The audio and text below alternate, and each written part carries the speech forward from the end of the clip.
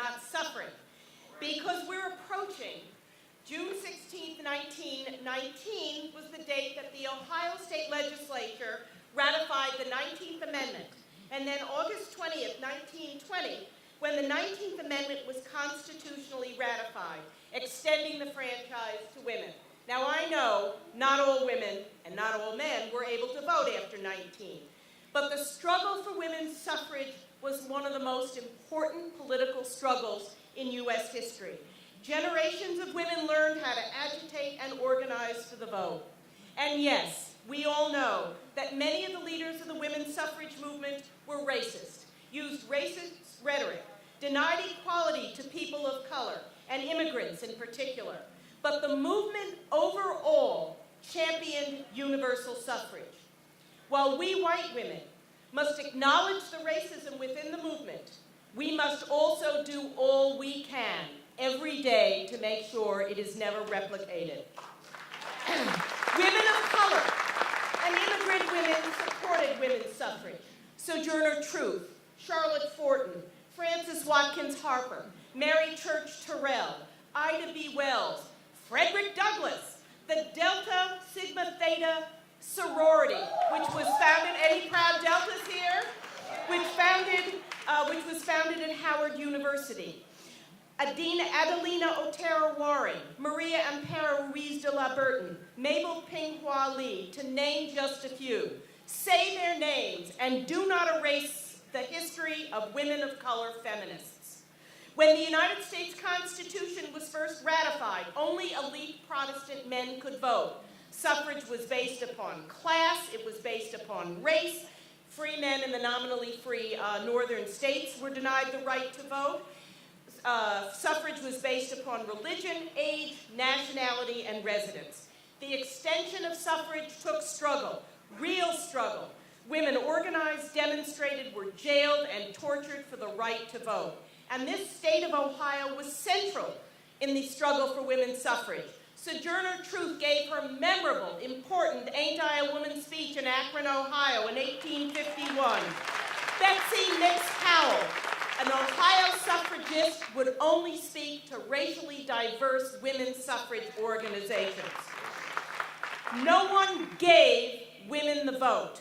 Don't use the passive tense. I am a teacher, right? We won it.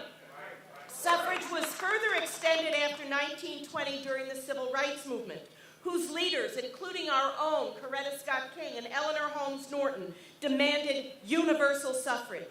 Civil rights activists, many of whom are our college alums, faced beatings, torture, imprisonment, and death, including the brothers, you all know the names Andrew Goodman and Mickey Schwerner. Their brothers were Antioch alums, and they carry their memory on through activism and organization.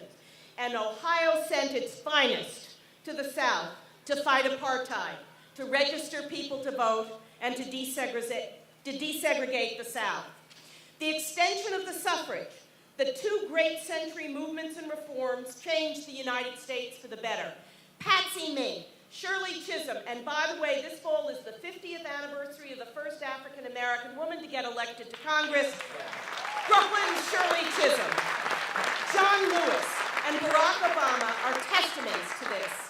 But remember, universal suffrage cannot guarantee democracy. In fact, American electoral democracy today may call into question the importance of suffrage, given the power of wealth in choosing and selling candidates and Supreme Court justices, in gerrymandering electoral districts, and in controlling legislators and judges. But we haven't given universal suffrage a real test because we still don't have it. Millions are excluded. Millions more don't find it worth bothering about. And a lot of money goes into reducing the electorate even further. Still, if universal suffrage is not a sufficient condition, it is surely a necessary condition for representative democracy. Women were not wrong to prioritize it then, and it should remain a priority today. And I assure you, this November, there is going to be another Women's March, a huge Women's March. It's going to be November 6th, and it's going to be to the ballot box. So get out your pink pussy hats Get out to vote. And we have to do more than vote. You have to register. You have to get everyone in your household, your college dorm or residence, apartment building, co-op, commune, book club, golf club, office pool, church, temple, mosque, your union, your PTA, your Rotary Club. Get them to register. Then make sure you get everyone to the polls with your own cars, carpools, vans, buses, whatever. And a shout out to the League of Women Voters, organization founded in 1920 after women won the vote.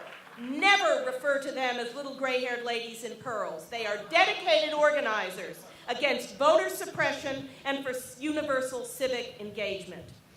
And I hope, as all our speakers have so eloquently and movingly have said, vote, don't think about what you will vote for, an end to voter suppression, for women's reproductive justice and an end to rape culture, for racial and economic justice. Vote for public schools, for public education, and for public school safety. Our teachers are in the forefront of the struggle for all forms of social justice. They save our students not only when shooters come in, and I say this is the proud mother of a social studies teacher in a suburban school, and I worry about her every day, but they save our students every day because they care about the students. They want them to become critical thinkers and engaged adults. We have to vote for all families, regardless of nationality and immigrant status. We want an end to the breaking up of families that is going on today. And we have to vote for our planet, and we have to vote for peace. I want to end with a poem. And it was written by Percy Bysshe Shelley about 200 years ago, and I hope none of you groan to go another dead white man, because Percy Shelley was a revolutionary. He was an abolitionist. He was a feminist. He married the daughter of Mary Wollstonecraft, Mary Shelley, who gave us not only the first Gothic novel, but it's a novel about saving the planet.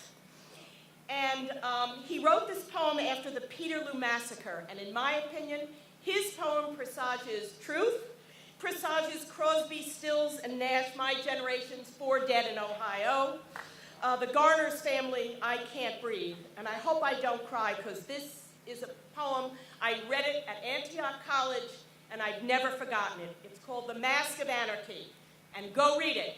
And if you don't want to read the poem, see Mike Lee's movie that's coming out about Peterloo. But he ends with, rise like lions after slumber, in unvanquishable numbers. Shake your chains to earth like dew, which in sleep have fallen on you. We are many, they are few. Thank you.